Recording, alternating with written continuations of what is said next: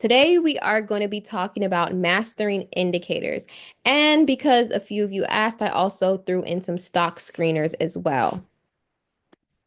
So let's get into it. Today, we are going to go over RSI, MACD, EMA, SMA, ORB, Fibonacci levels or Fibonacci retracement, value area. It's also known as value area profile or volume area. So many different names. All you need to know about is volume area profile. VWAP. Okay, don't worry. I know that's just like, what are these cuss words you just threw at me? All these acronyms, like, was someone bored? I know. Don't worry. We're going to break it down. Today's objective is to learn how to use indicators and screeners to find and take better trades. So essentially, can you use or can you trade without indicators and screeners? Absolutely. But it's kind of like, driving a car manually. Some people may like it, some people don't. And it may be easier to drive a car in automatic, right? You may have grown accustomed to the manual process of charting and looking for things on your own. You don't like all the busy stuff on your screen or on your chart. But then you may find an indicator, which I have, that you're a little bit comfortable with, that you like, that you think in the back of your head, oh, this is helpful and it's not too much and it's I can process it and it's not as difficult to understand as I assumed it was. So that's what I'm hoping you walk away with, knowing what indicator works best for you and your trading style.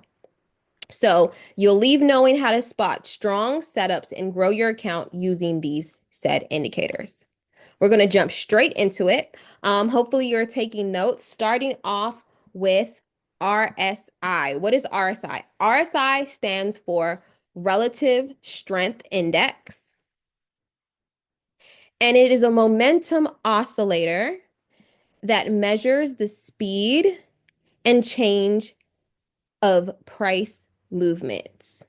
And so basically, it shows how quickly stocks are being purchased. When you hear price action or price movements, that's just saying how quickly a stock price is moving up and down.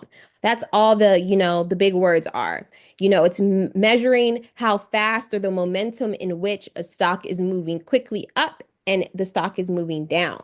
And there's actual numbers that you can kind of look at that can tell you, is the stock, has the stock moved quickly up or has the stock moved quickly down? And that can help indicate if a stock is overbought or if a stock is oversold. Why does that matter to you? Because if a stock is overbought, then that means that you may be looking to see the stock drop soon. And if it is oversold, you may be looking to see the stock rise soon. So that's what you would be using your RSI indicator for. If the stock, for instance, today, SPY went up, it just went up and up and up. You may have checked your RSI to see if it was overbought or oversold and if it was due to return to the downside, or yesterday when, price completely dropped. That would have been a good indicator. It's probably an indicator you may want to keep up when we see price moving further up or further down, just to make sure if you're in a trade that price isn't getting ready to reverse on you. So if it is overbought, meaning price is pretty high and wants to drop soon, it will be an RSI over 70. Now, if it is oversold and price wants to rise soon, it will be less than 30. In between is kind of like a normal comfy range, but anything over 70 is overbought and anything less than 30 is oversold. Um, and if price is above EMA and VWAP, it may be overbought and soon will drop. We'll go over EMA and VWAP, but a lot of times you can combine different indicators to give you a holistic perspective or confirmation of what price is doing. And I will indicate that for all of the following indicators. The best techniques and the best way to use RSI would be to be using it in a choppy or ranging market. So that's when price is consolidating, it's just going to the side. It's not really making higher highs or higher lows or lower lows and lower highs. It's just moving to the side.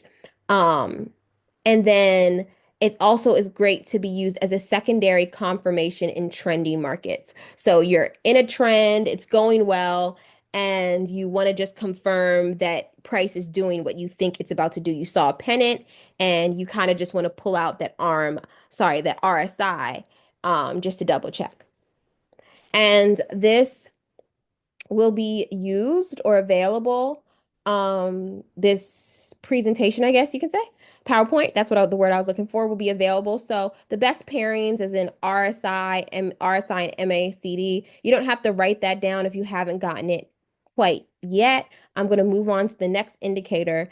And you'll be able to grab the presentation and write it down after class. This is what RSI kind of looks like. So trending, everything in the middle is kind of like consolidation. It's cool, but price is just inching lower and lower. And then there's the line. This will be your indicator, and you'll see that price has been oversold and it has dropped beneath this 30 line. You are wanting to see how it acts at this 30 line. If it's able to break through the 30 line, that may be an indicator that it's going to rise to the upside, and vice versa. If it's overbought and price goes above that 70 and wants to come back down, that may be an indicator that you may be able to short the stock and place a put. Okay? Next, MACD. It sounds like some rap stuff going on, y'all. Moving average, convergence, divergence. I would like to have a moment with the person who created these words because ugh, they mean nothing to me until we actually sit and understand. But what does it do? This particular indicator helps traders measure trend strength, momentum shifts, and early reversals. So this indicator combines two different lines and they intertwine, they cross, they go above and below the specific indicator to signal trend strength, momentum shifts, and early reversals. So you want to use MACD when it crosses above the signal line and the histogram flips positive. The best time to use it is really during swing trading, or you can also use it in combination of the EMA, histogram again, or volume screener on for intraday trading. And it's also great during trending markets. And it can also confirm a trend continuation or reversal, which is the second time I mentioned here to just pay attention to it. And it can also confirm with RSI price action if its price is moving to the upside or to the downside.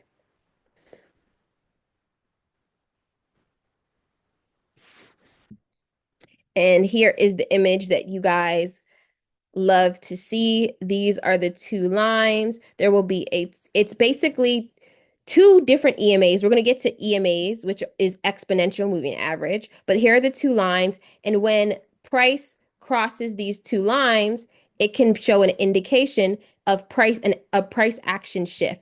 So we'll see a change here, price is moving up. We'll see a crossover here, price is moving down, crossover here, confirming that price is moving up.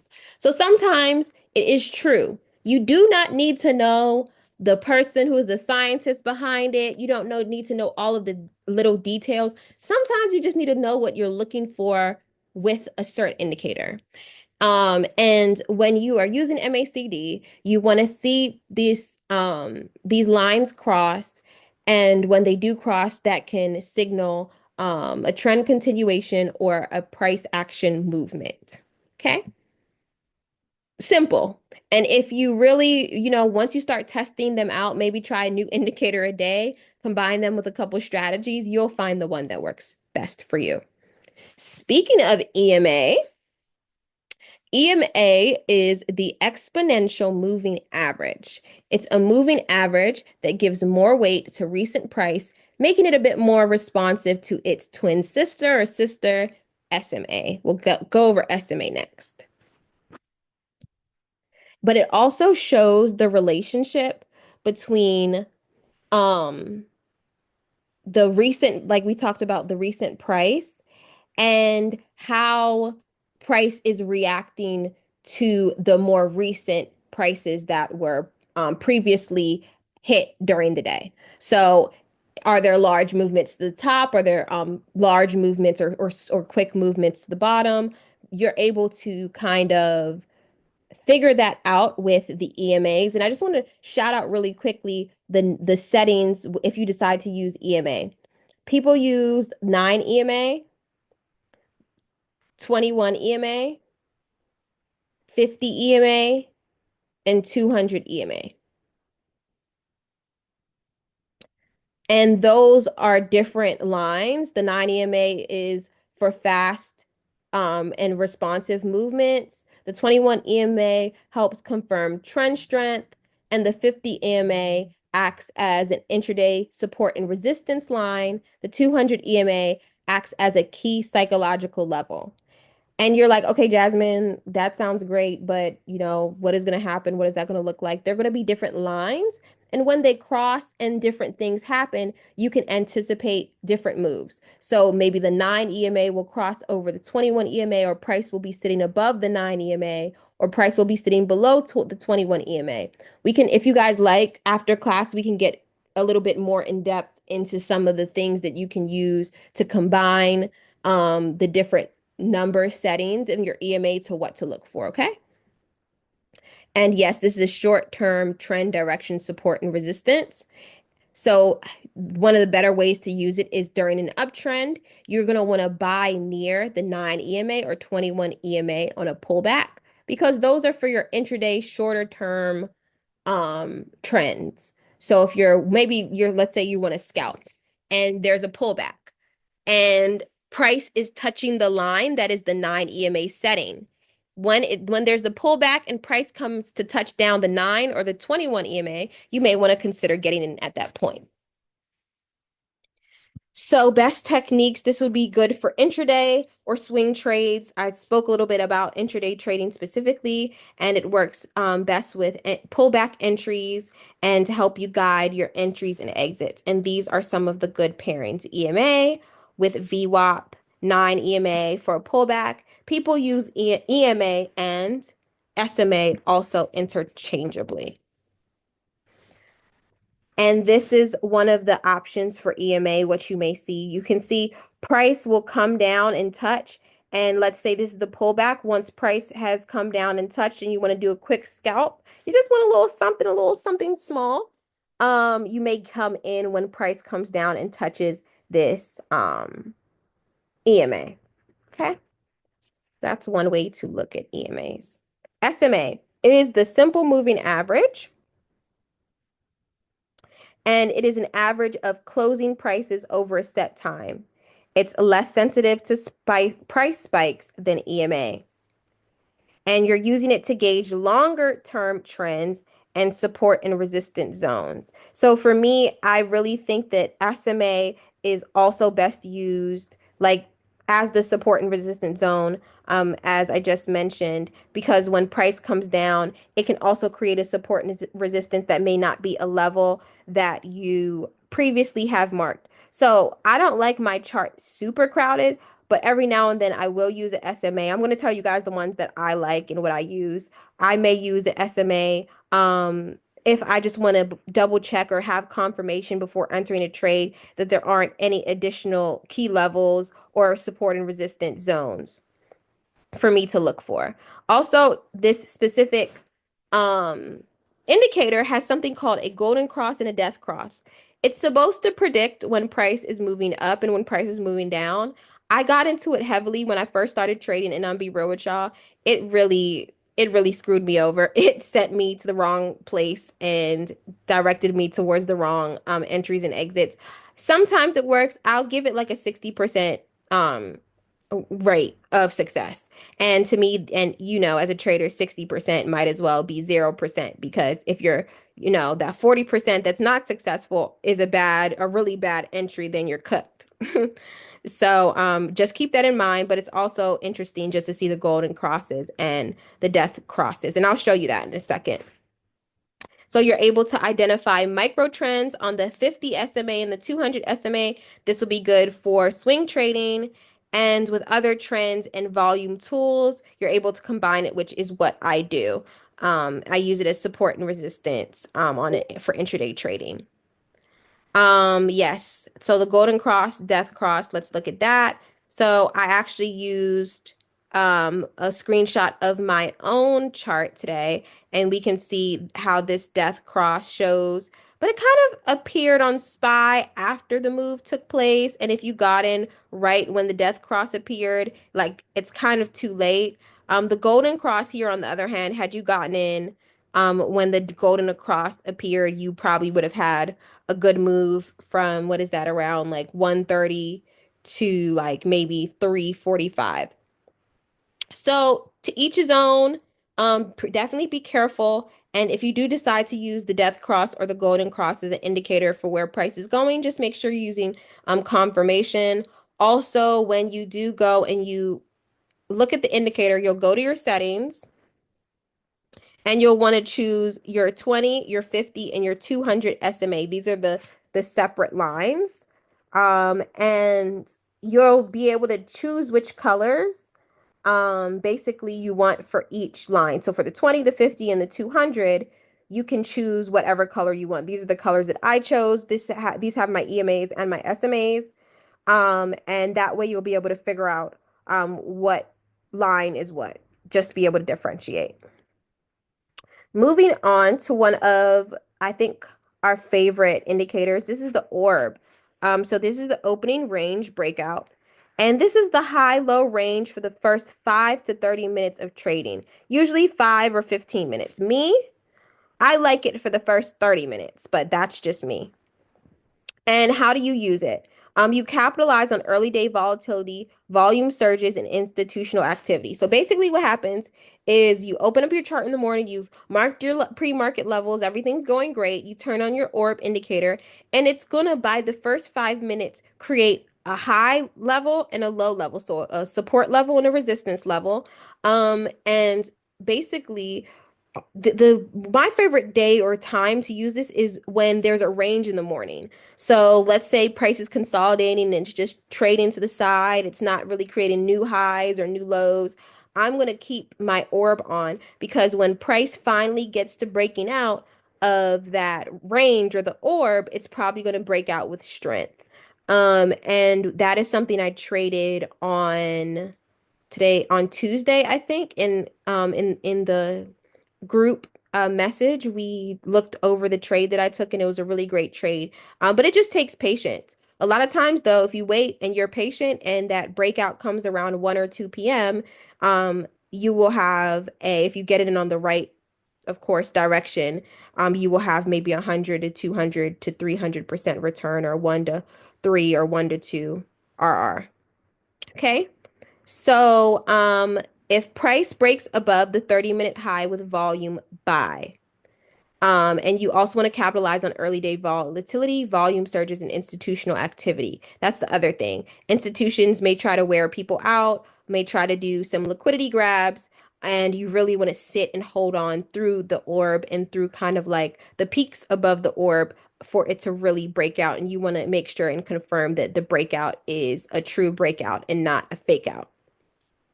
Best techniques during the first 30 to 60 minutes of the trading day, you can use WAP, volume and pre-market levels, as confluence or in congruency or in connection. Okay, that's what confluence means to this indicator.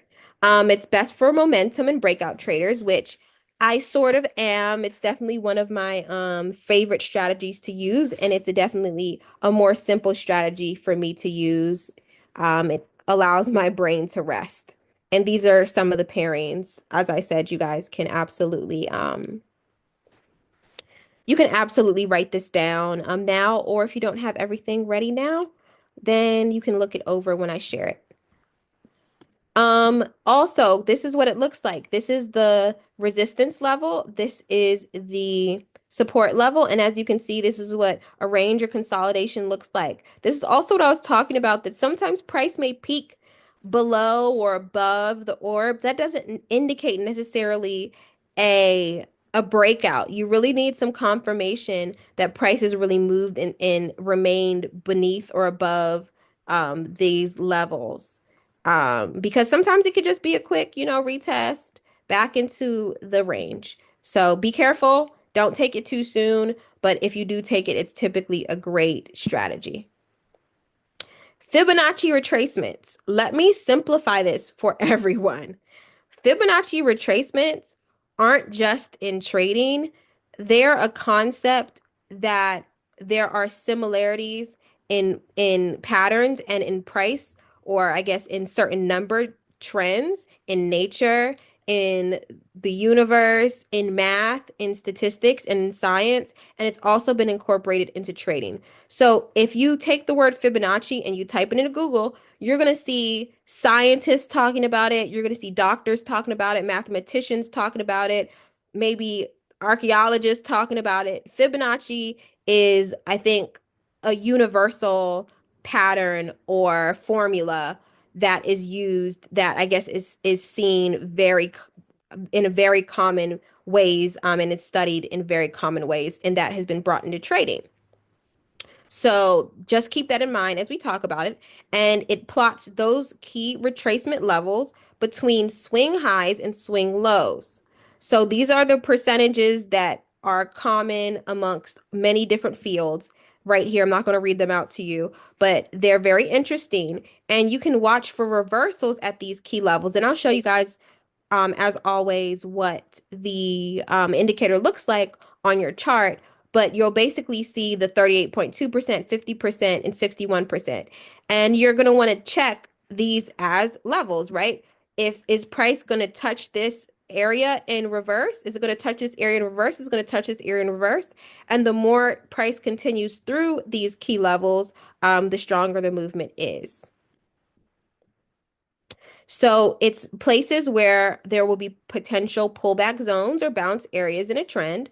These are some of the key places that you want to watch for those reversals.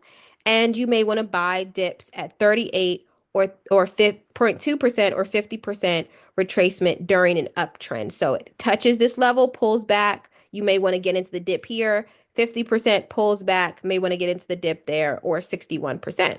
Kind of cool, how science works, and how it can be incorporated into trading. Always, of course, be careful and combine it with other things. After strong move up or down, when price is pulling back is the best time to use the Fibonacci retracement. And you're going to want to combine it with your support and resistance and trend lines, and combine it with RSI and price action. So we went over RSI. And you guys know what price action is. I see you guys typing in the chat a bit. Don't worry, I'll be happy to answer the questions also when we are done. Oh, and not them having me leave. Hate this. Admit to the waiting room. Where did our class go? Here it is. Okay. I have to remember to upgrade that. Okay. Let's go. Let's keep going. So this is what the Fibonacci retracement looks like. This is the 0%. This is what price looks like at the 38.2%. You see price continued on. 61% continued on. And then it had a reversal at this 76.4%. So maybe someone here took a kind of like a scalp, even though price from 217 to 187 ain't really a scalp. That's a good trade, in my opinion. You probably made a good amount of money, over maybe 200% or 1 to 2 RR on this. So again, price came up and touched this 91% and reversed. So these are just kind of like additional levels. You want to use it in congruence with your own support and resistance levels, as well as RSI. Value area. This is something that I told you guys I've been working on and trying to master, and I'm still working on it. Um, it is not ultra complex, but it definitely is one of the more advanced indicators because there's just so many different ways to use it. And what is it? It is a volume-based indicator that highlights the value area where 70% of volume has traded in a session. This may be the previous day's session. This may be pre-market session. This may be open, lunch, or power hour session. And if you have the volume area indicator, it will kind of move towards the day as the sessions change. And there's also something that's very important. It's called POC. You'll see the word right here. It is the point of control. It is a bold line that goes right through this indicator, and it indicates the highest point of volume where price is being traded at on a chart. And you'll see it in a second, the indicator. It does look different from the volume that lies at the bottom of your chart. You identify how to use it. You identify high volume zones, your support and resistance, breakout points, and low volume rejection zones. So here's the thing. When you have your volume area profile or volume area indicator opened up, it's the same thing, just different words for the same thing. The high point of the volume area and the low point of the volume area can create support and resistance zones. Because there will be areas where the price is weaker or volume is weaker, trading is weaker, and sometimes price will stay in areas where volume is higher. So it will be sometimes a resistance and a support area. You want to buy when price breaks above the volume area high with volume and combine that with other indicators just to confirm, as always, indicators such as VWAP and RSI. And you want to short when price rejects the value area, sorry, and returns to the downside. So let's say price comes up to the value area high, rejects, and comes back down. That's when you want to get into a put. And these are also great pairings. And as you can see, it looks very different from when price is just hovering at the bottom. Volume is actually kind of like on the side. I mean, I think it looks kind of cool.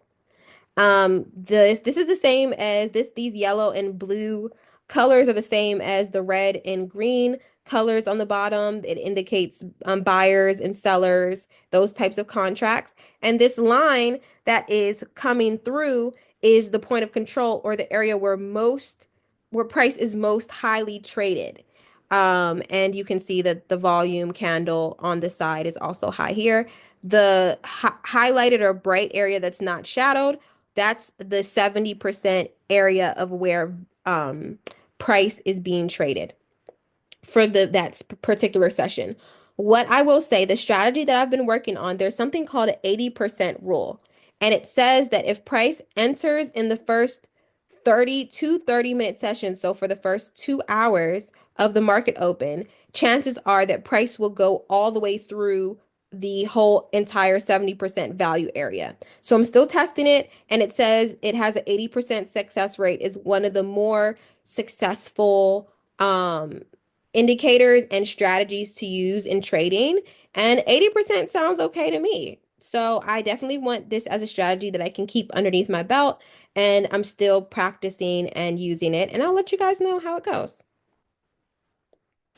And last but most certainly not least, we have VWAP, and everybody loves to talk about VWAP. VWAP this, VWAP that. What is VWAP? VWAP is a volume weighted average price. And it is an average price weighted by volume that shows where the fair price is during the day. And when price is above VWAP, you're looking for long opportunities or buying opportunities, call opportunities when price is holding above VWAP. Because it's saying that basically that the fair price is down here, but price is so strong, buyers are so strong, they're pushing up the market, and basically it's not sitting or lagging behind. There's good interest to the upside. Also, vice versa, when price is below, you're going to be looking to short, sell, or put some puts in, rejections off of the VWAP, because basically sellers are very much in control and they're pushing price down towards the market. This is definitely an indicator that helped me get out of my position yesterday when price dropped, because as price quickly got closer to that VWAP line, I was slowly seeing that Sellers were more in control, and my call was of no use to the market. Best techniques using during day trading or intraday trading and retest off the WAP are ideal entry points. This is also true. When price moves through the VWAP or retests and bounces or retests against the VWAP, that's also a great moment to enter. And you can also combine it with these other great indicators. And this is what VWAP looks like. It's one of the more simple indicators. Um, you can see price coming through and pushing. You can see price pushing up. And so again, I do really think that this is a cool indicator just to combine with other indicators just to see what price is doing and to confirm. Okay.